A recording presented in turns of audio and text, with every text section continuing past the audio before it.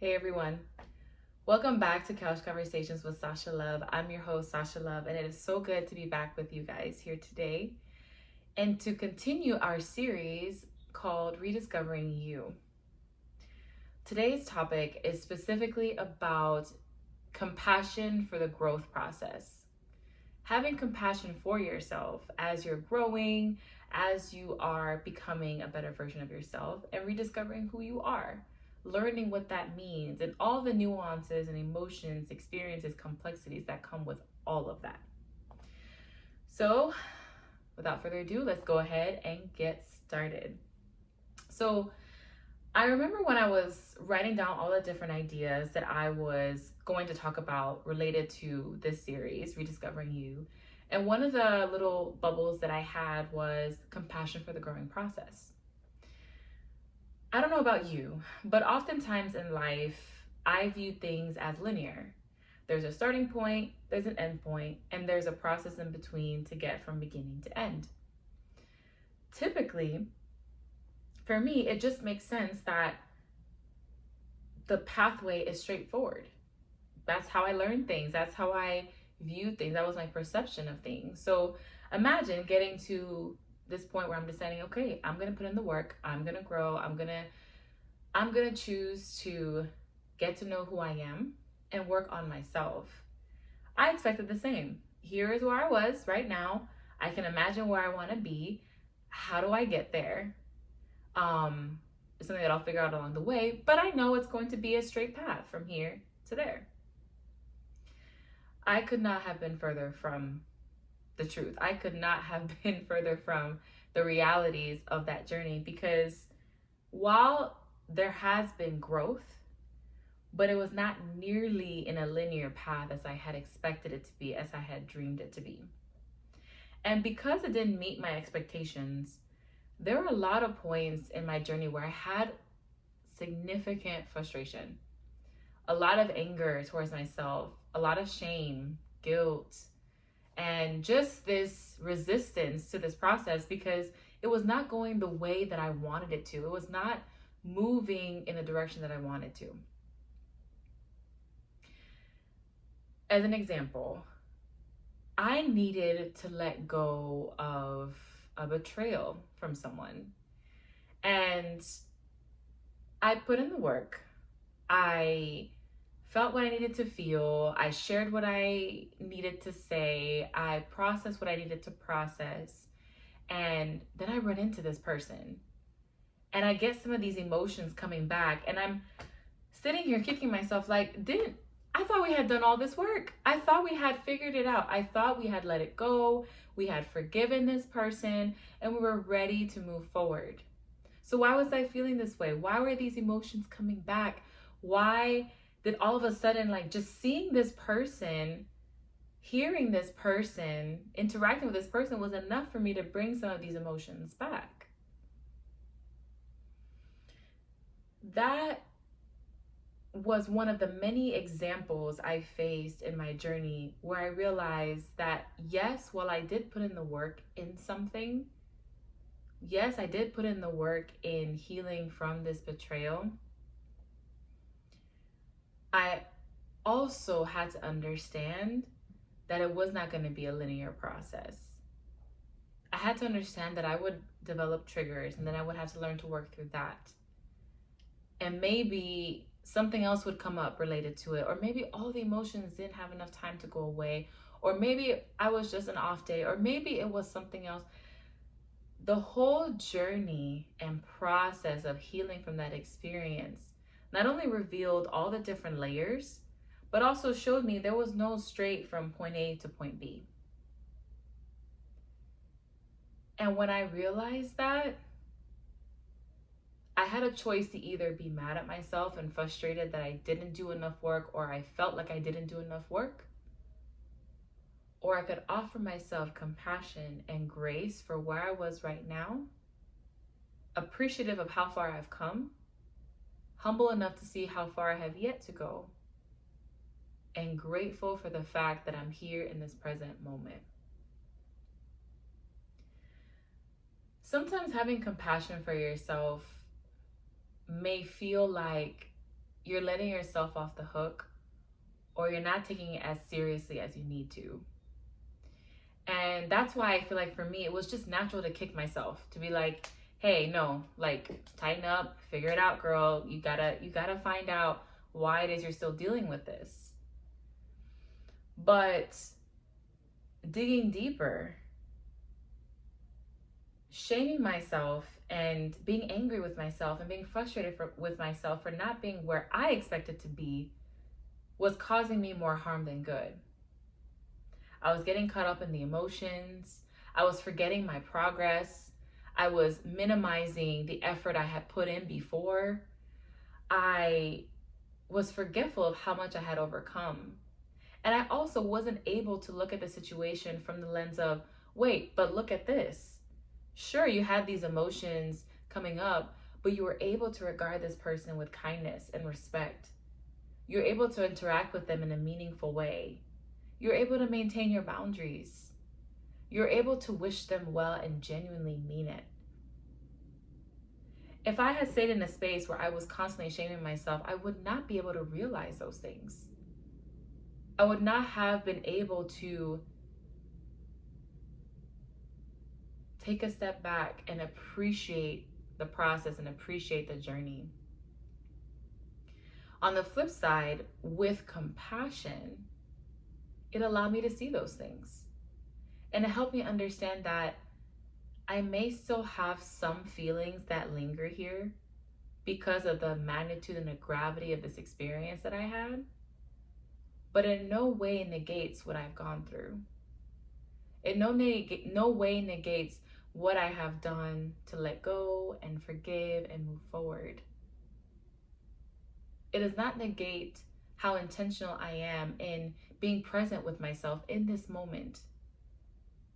And it also gives me the room to feel what it is I need to feel and to figure out exactly which areas I still need to work on. Compassion isn't letting yourself off the hook. It's offering yourself love and grace in a space either that you are flourishing in or in a space that you're having a little bit of a hard time. It also leaves room for us to kind of see that our process is unique.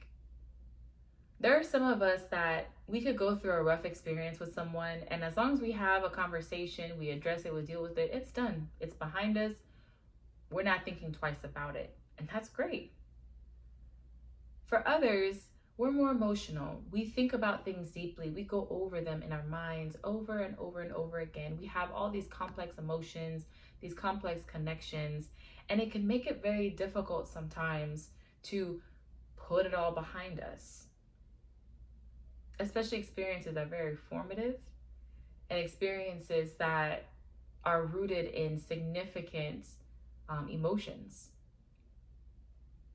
So regardless of your approach to dealing with these things, having compassion as you navigate these phases is kind of a way of giving yourself permission to deal with it in the best way that you can. That doesn't mean that we'll always get it right. Sometimes in our process, we realize that, man, I've been mishandling how I'm processing this. I have not been dealing with this the way I'm supposed to. Or maybe I've swept this under the rug for so long and I thought I didn't have to deal with it, but now I've got to deal with it. Compassion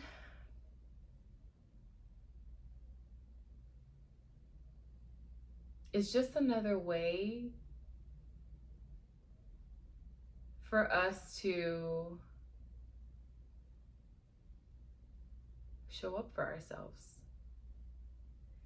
In this whole healing journey, in this whole process, we're not going to get everything right.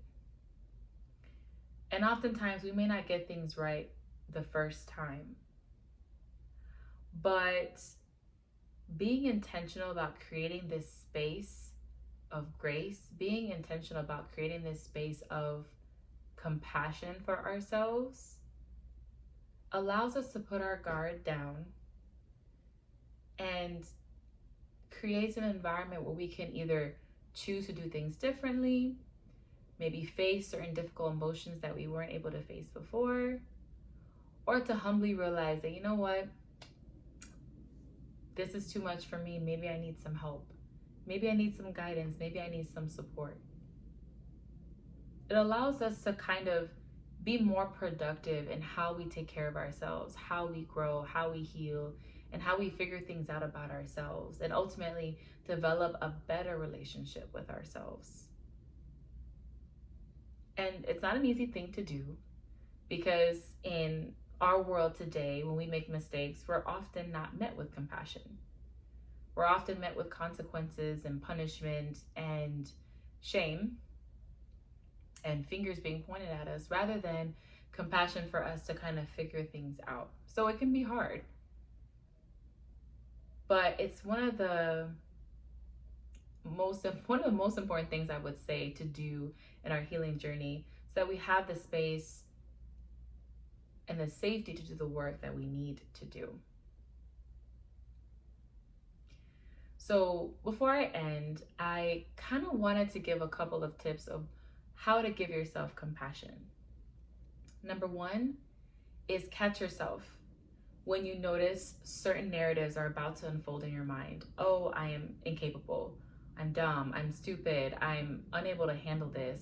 Or I'm always going to be this way. It's always going to be this way. When you notice narratives like that, narratives that put you in a place of shame, that put you in a place of guilt, depression, resentment, catch yourself in that space. Catch yourself in that space. And then the second thing is, have a list of at least 2 or 3 things that you can tell yourself that are true. That could be, I am worthy. That could be, I am loved. That could be, I matter. I am seen. I am heard. I am capable. I am beautiful. I am both a work in progress and a masterpiece. Whatever those things are for you, say that to yourself. And last but not least, take a break. Take a pause. It's okay at times when emotions are hot and heavy, things are just overwhelming, too much, your head is spinning, there's too much on your plate. Take a step back. And you can do a step back either literally or metaphorically, in the sense of doing something that is enjoyable to you, that puts your mind at ease. For some of us, that means getting our nails done. For some of us, it's getting our hair done.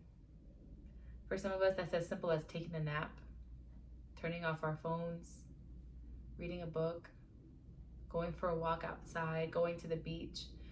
Anything that feels good for you, is enriching for you, and also puts your mind at ease. And then when you're ready, you can face whatever it is you need to face again. So hopefully this is helpful. And hopefully it's kind of a way to encourage you to practice having compassion for yourself, whether you're in a great place, but especially when you're in a place when you're facing a lot of challenges in your healing journey. And if you need a little bit of help of learning what that means, try these 3 things. The first, catch yourself when you're starting to recite a negative narrative, whether it's out loud or internally in your mind. Second, once you stopped yourself, remind yourself of 2 to 3 truths about who you are. And these are things that uplift you, encourage you, and redirect your focus on what is true. And last but not least, whenever you need it, take a break. The healing journey is not a sprint. It's a marathon full of parts of the journey where you take a break, where you need to sit down for a bit, where you go at a walking pace as opposed to a full run. And that is okay. Take your time. And I promise you, over time, with the consistency, with the effort, you'll be able to get to a point where you can look back and say, wow, thank God for how far I have come. So until next time, take care, have some compassion for yourself today, and I look forward to talking to you again soon.